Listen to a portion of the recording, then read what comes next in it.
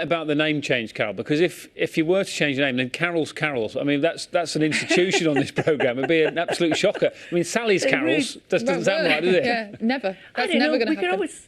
We could always have Matt's. Yes.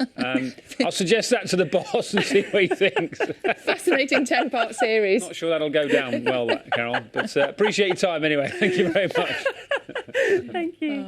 Now, it is 13 minutes past 6, and here on this programme we often talk about amazing things, don't we, achieved by our NHS doctors. Well, this next story is truly extraordinary. Yeah, it's about a man, Warren Higgs, and I mean, you have to think about this. His diseased kidneys weighed a total of 5.5 stone. Well, they've now been removed in a record-breaking operation by a team from Oxford University Hospitals. Our health correspondent Catherine da Costa reports on the difference it's made to his life.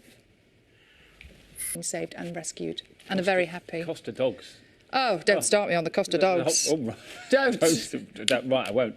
How long have we got, by the way? Someone shout at me. About a minute. Go on, what should we do? Okay. I know what we're going to do. It. Right, now forgive the headline. Are you a dipper or a squirter? Okay, do you want to explain that? Britain is a nation of ketchup lovers, but we are divided about what we do with the stuff. So, do you put a dollop on the side of your plate, or do you shovel it all over the shop? Definitely, I'm a dipper. So a dollop. You have a dollop. I'm also a dolloper. 8 out of 10 are adamant that the only way to have tomato ketchup is to dollop it on the side of the plate. Yeah.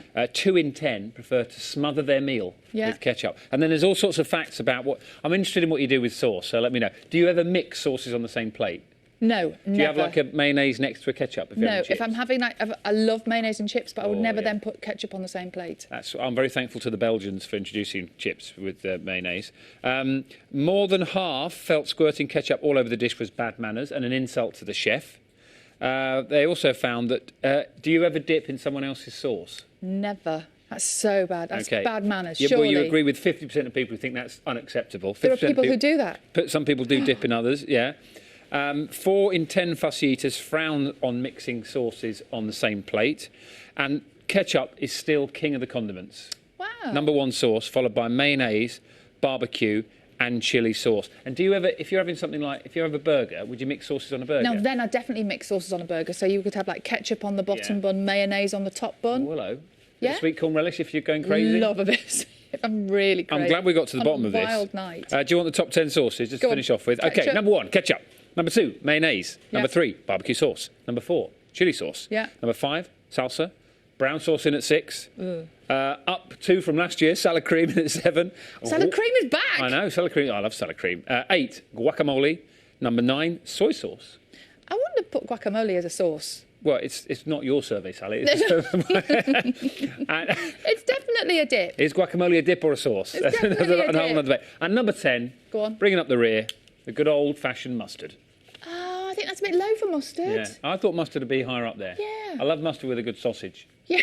Yeah. Bit of that grainy stuff. And are you a dipper or a squirter with that then? You're a dipper? I'd be a dipper. I'm generally a dipper rather than a squirter. That's really good to know. I'm glad we've cleared that up. Are you ready for us to take you back a little bit now? Yes. Oh, yeah, Bit definitely. of TV nostalgia? Mm-hmm. Now, if you are over a certain age, this tune will almost certainly give you that unmistakable Sunday night feeling. I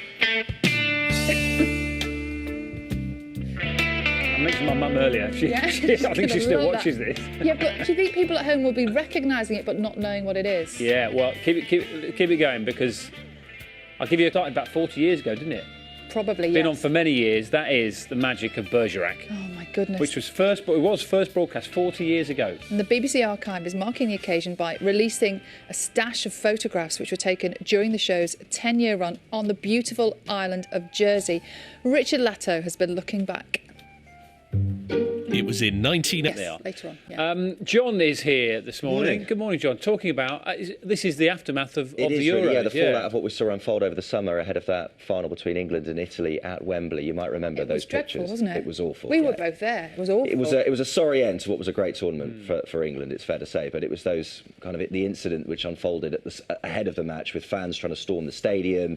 There was tailgating, breach of the turnstile. Security just couldn't keep them back. And some awful kind of videos. further than that, Lots of people saw sharing the on social footage, yeah. media, kind of fans kind of targeting particular points around the stadium where they felt that we're going to get easier access. So it is the fallout of that, and UEFA issuing this punishment, which is going to be a kind of 2-match stadium ban, but one of those, will be suspended. So yeah, it was certainly an embarrassment. Oh, Carol, we've got some news to share with you this morning. I think we mentioned it earlier on. We were talking about babies' names and how the name Nigel has gone completely, I think, this year. Less than 3 Nigels. Less than 3 Nigels. Dan has been doing a little bit... Fewer than 3 Nigels. OK, there we go. Yeah, fewer. Dan's been doing a bit of investigating, and he's got something to share with you. I'm afraid, Carol, that Carols also disappeared from the list. There were fewer than 3 Carols last year. Do you know that? Carols are dying out. That's why. But you know what? It just means that those that are left are special, doesn't it? Exactly. Special. I said exactly that to Sally. Once you've got the top Carol, you don't need any others, do you? Yes, Dan. Yes, sure I've you actually been did. doing my research as well. There's a list of famous Carols on the Wonderweb, and you're in the top 3. Vorderman's only below 3? you. I mean, we like Carol Vorderman. She's below you. Carol Smiley's up there. Carol King, she's top of the charts, but she's with an E. So you are the #1 Carol with no E in the world. Just yay. Just yay. Should we go to Kath now? I think once you've got the top Carol. Yeah, true. I mean, if you were watching earlier, I know some people do watch the entirety of the morning. Some people just tune in. The breaking news, Carol, this morning, we're looking at baby names. There were fewer than 3 Carols born last year. So Carols are dying out. We're very proud to have the #1 Carol in the world on our programme. In Wales are going to be offered incentives to help replace old gas boilers with these pumps. But as Dan said, how do they work? Nina is at a heating engineer training station this morning to explain it all. Now, Nina, that is not small. This is a whopper, isn't it? I think we're all on a bit of a heat pump learning curve this morning, apart from the guys here. So this is the kind of heat pump that would go outside a commercial property, maybe a block of flats with lots of people living there. If you are a homeowner, it's more like this side that you might have installed outside your house. And this is what it looks like on the inside. I just want to show you, we've been comparing it to a refrigerator at home. So at home,